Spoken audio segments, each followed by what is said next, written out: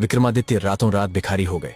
एक बार धर्म और लक्ष्मी में बहस हो गई। धर्म बोले कि मैं बड़ा हूँ और लक्ष्मी बोली कि मैं बड़ी हूँ। दोनों स्वर्ग के राजा इंद्र के पास गए। इंद्र ने पूछा, आप दोनों आज अचानक मेरे पास कैसे आए हो? तब धर्म और लक्ष्मी ने अपनी बात इंद्र के सामने रखी। लक्ष्मी ने कहा, देवराज, मैं सबसे बड़ी हूँ, क्योंकि बिना लक्ष्मी के जीवन का कोई मूल्य नहीं होता। धर्म ने कहा कि हे देवेंद्र, बिना धर्म के भी जीवन का कोई औचित्य नहीं रहता, इसलिए हम चाहते हैं कि आप हमारा न्याय करें और बताएं हम दोनों में कौन सर्वश्रेष्ठ है। देवराज, इंद्र धर्म संकट में आ गए। उन्होंने सोचा कि मैं कैसे यह बताऊं कि कौन सबसे सर्वश्रेष्ठ है। यदि मैंने लक्ष्मी को सर्वश्रेष्ठ बता दिया तो मैं धर्म से चला जाऊंगा, और यदि मैंने धर्म को सर्वश्रेष्ठ बता दिया तो मैं लक्ष्मी विहीन हो जाऊंगा। उन्होंने बहुत सोचा, पर कुछ हल उनके दिमाग में नहीं आया। आखिर मैं उन्होंने दोनों को कहा कि मुझसे भी ज्यादा न्याय प्रिय धरती पर एक राजा है, उसका नाम विक्रमादित्य है। आप दोनों उसके पास जाओ और उससे अपना न्याय करवाओ, वह आप दोनों का न्याय बड़ी सरलता से कर देगा। लक्ष्मी और धर्म दोनों पृथ्वी लोक पर आ गए। दोनों राजा विक्रमादित्य के पास पहुंचे और बोले, हे राजन, आप हमारा न्याय करें। राजा विक्रमादित्य बोले, ठीक है, पहले आप दोनों अपना अपना किस्सा मुझे सुनाओ,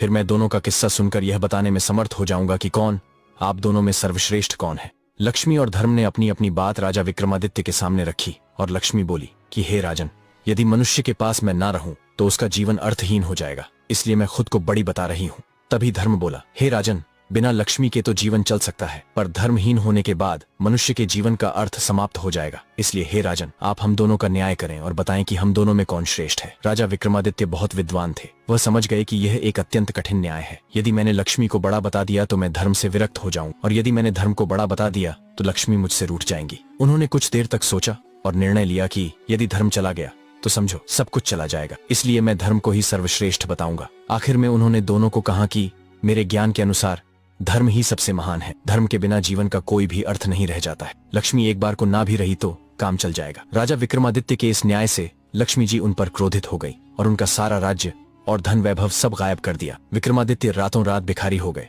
और वहां से चलकर एक नदी के पास आए। सोचा, चलो नदी से कुछ मछलियां पकड़ी जाएं। उन्होंने नदी से कुछ मछलियां पकड़ी, फिर उन्हें भूनकर नदी के किनारे रख दिया ताकि स्नान के उपरांत मैं इन मछलियों को खाऊंगा। लेकिन जैसे ही वह नहाकर बाहर आए तो देखा सारी मछलियां जिंदा होकर जल में कूद गईं। वह समझ गए कि यह सब लक्ष्मी के क्रोध के कारण हुआ है। वह कुछ नहीं बोले।